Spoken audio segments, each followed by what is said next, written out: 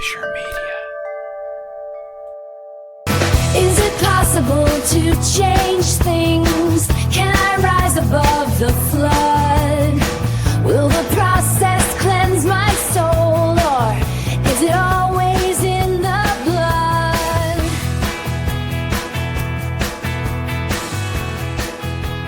Hey guys, I want to welcome everybody back to the In the Blood podcast.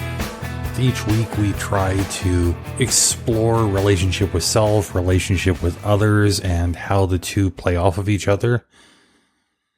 Wanted to make just one announcement before I get started today. This will be the last episode of Season 2. Season 3 will begin the second Friday in August. So you'll have just about, I guess a little bit more than a month without this show. In the meantime, if you would like to hear more from me, you can either explore the back catalog, check out maybe some of my other podcast appearances. There's a complete list of those available through my website at acfischer.com. That is acfischer.com. Also, I've been working on a new pod project called Call Me Tony. Links to that are also available through the website. That's a little bit of a different podcast than maybe what you've been used to hearing me on. But moving forward for season 3 of this podcast, I'm going to try to get more in the habit of having guests on to share their perspectives. It's not going to just be me and or Jason. I'm going to try to incorporate guests a little bit more often because I know there's a lot of different perspectives. Also, I want to, hear back from as many of you as possible. If there's something that you think that we could be doing better, something maybe that has been missing, or maybe you like some of the things we've been doing, you'd like to see a little bit more of that, feel free to reach out in thebloodpod@gmail.com, and we will do our best to accommodate you. For today, I wanted to cover a question that comes up really, really, really often. And usually it's for people that are dealing with strained family relationships, whether it be the parent of an adult child or an adult child trying to deal with a parent. Quite often, peaceful relations break down, and it gets to the point where one or both parties are coming to me and asking, should I be fighting for this, or is it time to just walk away? And while I don't think that there is a one-size-fits-all solution to that, I think that there are some things that maybe everybody needs to consider before making that decision. I mean, it can be tempting to just keep on putting up with crap because you've always put up with crap. It could be just as tempting to just rage quit the situation and say, you know what, F you, I'm done. I'm not sure that either is necessarily healthy. And I think that maybe most of the people that are asking me about this, they realize that neither one of those typical options is healthy either. So, I mean, now that we know what aren't the healthy answers, being the obvious and quote unquote normal ones, how do we come to a place where we've figured out a healthy way forward? And not just figuring out a healthy way forward, but it means taking that first step and deciding, am I sticking around to fight for this, or is it time to just cut my losses and move on?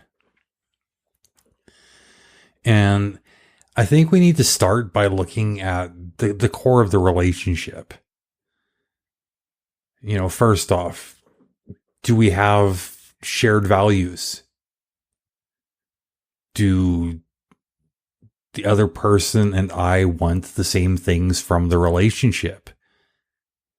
If not, just based on that one point alone, I think it may be time to strongly consider moving on. That being said, if your desires match, you both want the same things from the relationship, it might be worth fighting for. We have to also look at the respect and trust components. Are both of those still there? Have they ever been there?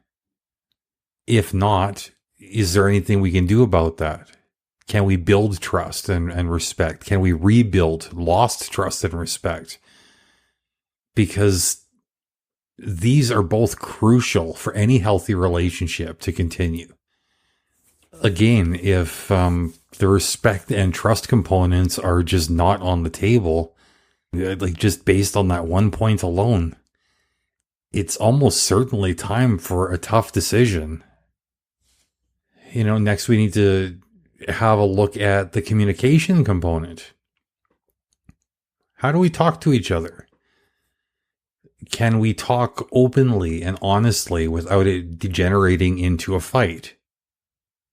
Because if we want to solve problems together, we're not going to ever do that if we can't figure out how to communicate effectively. Healthy communication, I mean, that's not the easiest thing. I don't know. I can't remember how long ago it was. But I did an entire episode on, what happens when communication breaks down, maybe how to avoid that. I'm pretty sure the episode was called Communication Breakdown. Don't quote me on that. But I don't know, just scrolling through the titles of past episodes, most of them, the title is fairly obvious indication of what the subject matter is. So have a look at that. Anyways, it's a whole lot of rambling to say this. Good communication is unavoidably necessary if we want to stick around and work on a relationship. If that communication is off the table, if you don't know how to communicate with them or they don't know how to communicate with you or both, it may be time, maybe not to give up on the relationship, but maybe take a little bit of time and try to figure out, okay, why is the communication breaking down? What can I do to fix my end of things? Quite often, even if the other person does absolutely nothing to work on their stuff, you learning how to interpret their words, in the frame of the painful places they may be coming from, while at the same time learning how to respond in healthier ways, that might actually be enough to pull the communication between the two of you back to a more acceptable and functional level where it's worth sticking around and working on stuff.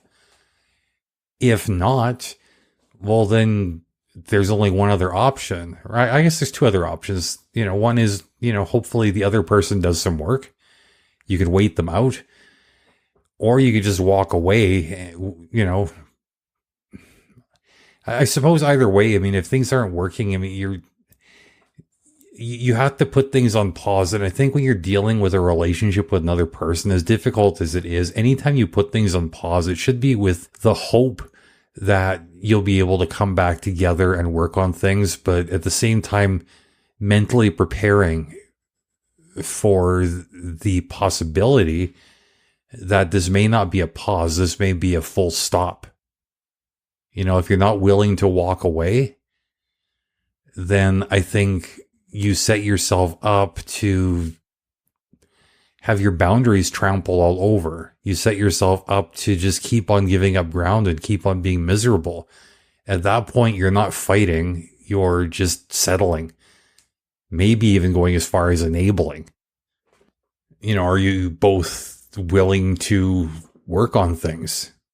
This probably should be a lot more obvious than it is, because I think quite often when there's some sort of a breakdown in a relationship, even if it's not a case of anybody's walked away from each other, it's become that frustrating ongoing situation. We quite easily communicate the idea that the other person doesn't seem like they're holding their end of things. But at the same time, we sit there complaining about it. We might even call them out on it. We feel bad about it, but we don't recognize it for what it is. And if both people aren't willing to work on things, I don't think things are likely to play out in your collective favor. At that point, if there's only one person working on it, maybe it's the other person who wants to work and you just feel like you're done. one person can't drag the other one into a successful relationship. Either you're both on board or you're, again, taking a much needed pause, a much needed break, possibly even a permanent one.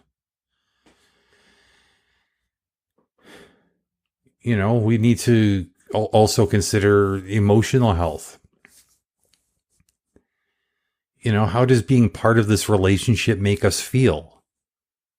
If all it's doing is causing stress or sadness, it's almost certainly time to let go, at least for the time being. Maybe the other person needs to taste the sting of your absence to motivate them to stop with certain behaviors, or maybe motivate them towards healthier behaviors. Maybe, I don't know, maybe a lot of things. I don't want to speak too much for how our absence might affect another person. But I mean, how it affects us, I mean, that's very, very personal. If you can't handle the way being around this other person makes you feel, then maybe stop being around this other person until you figure out what needs to change. Sometimes it means that you need to sit down and have a conversation about overhauling the relationship. Sometimes you need to accept that this relationship is toxic to you. Again, as far as like what constitutes toxicity, how I would define toxic behavior or a toxic relationship, I've covered that in the past episode as well. There's some really good stuff in there. Check it out. The other part of the emotional health component, I mean, there may be more. Let me know if I've missed anything. But the other part that I've identified is asking, does the relationship help me grow? Does it leave me feeling supported? Because I think healthy relationships should leave us feeling, at the very worst, okay about ourselves. If the relationship is undermining our feel good, if it's hindering our growth, if we feel like we're being held back, kept down, just taken apart in some way, it's time for a break. In that moment is not the time to be fighting for the relationship. In that moment is the time to be fighting for our own survival, our own well-being. The goal of every bit of work when dealing with a troubling relationship cannot be fixing the relationship. More often than not, it's two broken individuals coming together and then they can't figure out, why aren't we getting along? Well, that shouldn't really be terribly confusing. If we're both broken as individuals, how do we expect to be any less broken if we come together, especially in the context of a relationship that's got serious malfunctions?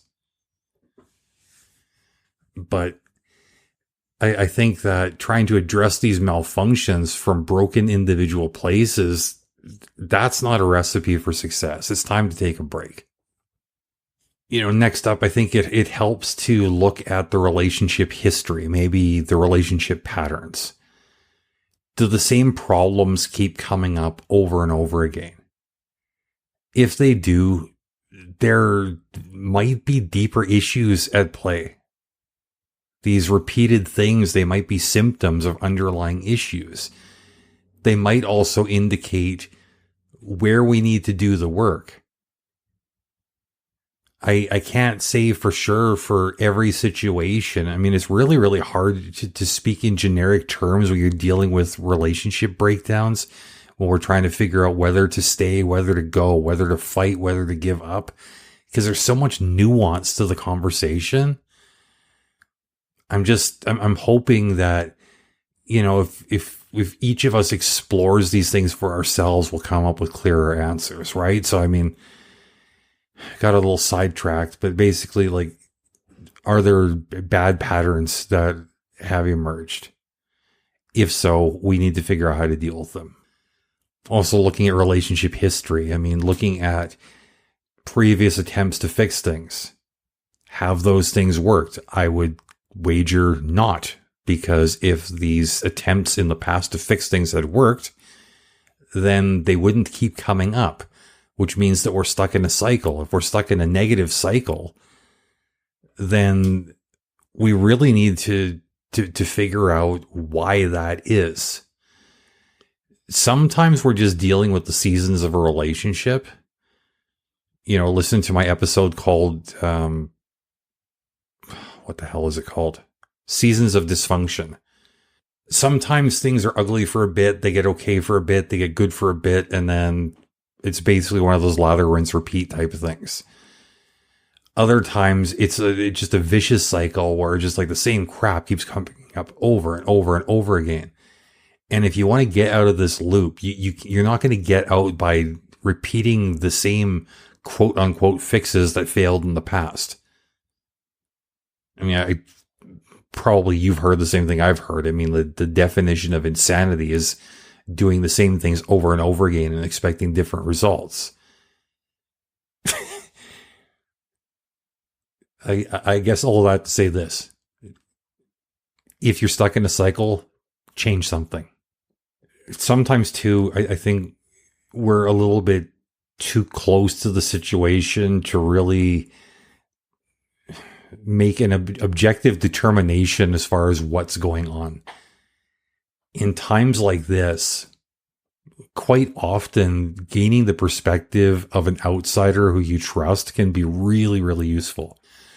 Now, I'm not saying run around and gossip about the person you're struggling with. I'm just saying, like, if there's somebody who's close enough to the situation where they have valuable insights as far as what's going on, maybe we should ask them, you know, what am I missing here? I want to make this better, but, well, whatever your butt is, insert it here. I'm not a gigantic fan of taking this option just because there's so much room for things to go sideways. I mean, first of all, this third party isn't privy to every detail. So, I mean, the best advice and insight they can give is based on their limited exposure to you or your difficult relationship with the other person. So keep that in mind. If they give you some insight, don't just blindly run with it. Sit there, turn it over in your hands a little bit, weigh it, see if it's valuable. If it is, well, then you got something going for you. Some people have also suggested to me that, you know, you should trust your gut because deep down, you already know the right answer. I'm not a big fan of going with gut feelings.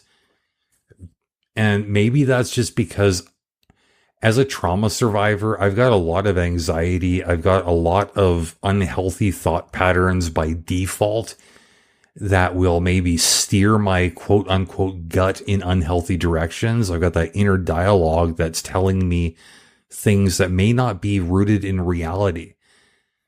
So I think this really comes down to personal experience. If your gut has never let you down, and I mean really, not one of those cliche, stupid things, well, oh, I always trust my gut. Just because nothing bad has ever happened when you trusted your gut, that doesn't necessarily mean that your gut is accurate. It just means that when you shy away from situations because you're afraid of them, these situations are less likely to hurt you because you're not involved with them. So, I don't know.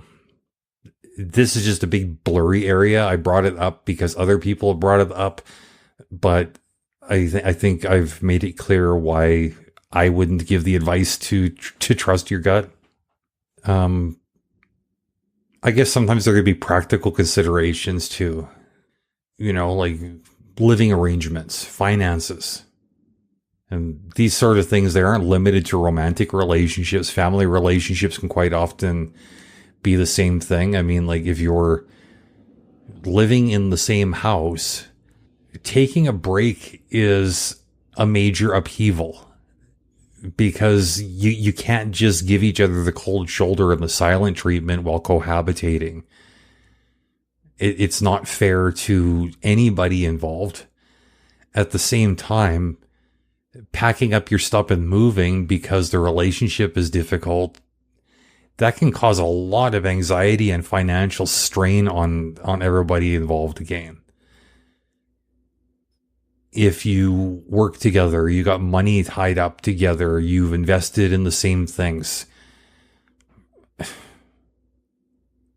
I don't know. Like, these are all things to consider. And I don't think that these logistical considerations should be your only reasons to stay, but they are important to think about. Because, I mean, if the whole idea of making a decision is to promote or maintain your own well-being, you really need to consider everything that might affect it. Yeah, dealing with some jerk who doesn't ever hear you out is stressful. But losing half your stuff and giving up your place to live, well, how does that stress weigh up? Only you can answer that question, and I don't think that that's a question that you should rush into answering. This is something that deserves a lot of time and consideration before pulling the trigger on either course of action.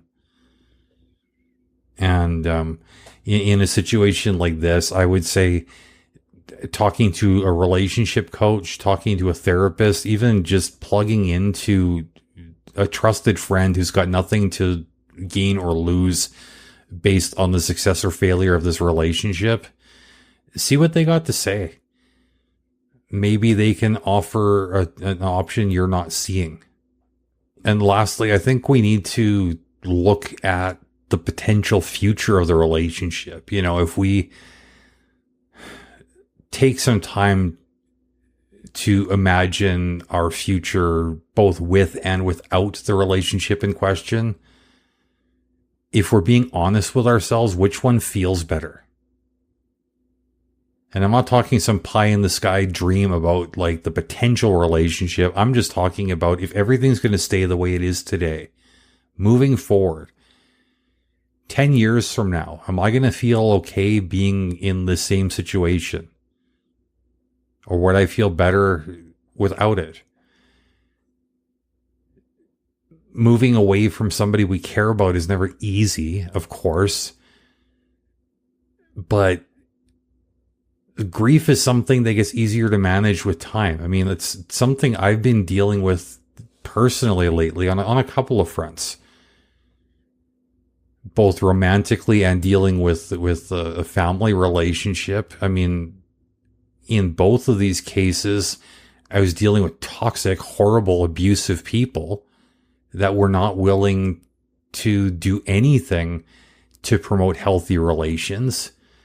And I couldn't carry these relationships anymore. And I had to accept the fact that these people had to go. I mean, not both at the same time. There was a little bit of overlap. But as much as it's not ideal moving forward without these people, it's far more ideal. It feels far better than dealing with the constant pain of dealing with toxic, abusive people who have my worst interests as their goal. So when I asked myself that question, you know, what does the future look like with or without these people? Which one is going to feel better? The honest answer is being without them was going to feel better. And the first couple of weeks were brutal. There's a lot of tears that needed to be cried because, I mean, this was a major emotional upheaval for me. But as the days, the weeks, and the months go on, things just keep getting easier and easier. Do I wish things could have worked out differently? Of course. But do I accept that things are working out in the best possible way right now? Yeah. So to wrap things up, I mean, there's a lot of stuff to consider when we're trying to decide, should I stay and fight or should I just cut my losses and leave? I'm hoping that you gain some valuable insights to try to figure things out. If you find yourself in a position where, you know, your logical brain is telling you this relationship is not worth fighting for, it's got a very, very low chance, if any, of success, that you need to leave, but your heart is telling you, I can't do it, this is just going to hurt too much, you seriously need to get in and start talking to somebody, a neutral party, a coach, a therapist, a trusted friend. Because in a case like this, I promise you, all of your efforts to protect yourself from a broken heart are just going to lead you to a broken heart, ironically. There does come a time where our better judgment has to take over. We need to pay attention to the signs that are there. On the flip side, maybe we need to realize that our feelings have been leading us to misinterpret the intentions or the actions of the other person. Maybe we need to come to terms with the fact that while we've been pointing fingers, we've been guilty of poisoning the well. Either way, I see a benefit in talking to somebody about it. Get it all sorted out. I've made no secret of the fact that I am a huge fan of therapy. I'm a huge fan of relationship coaching. So, yeah, I think that I've covered everything I need to cover. I trust that you now are equipped to figure out the way forward in your difficult situation. I hope that it doesn't hurt too much. If you need somebody to talk to, I'm always here. You can send me an email, send me a message on Facebook. We can sort something out. And until next time, my friends, which I guess will be mid-August, much love.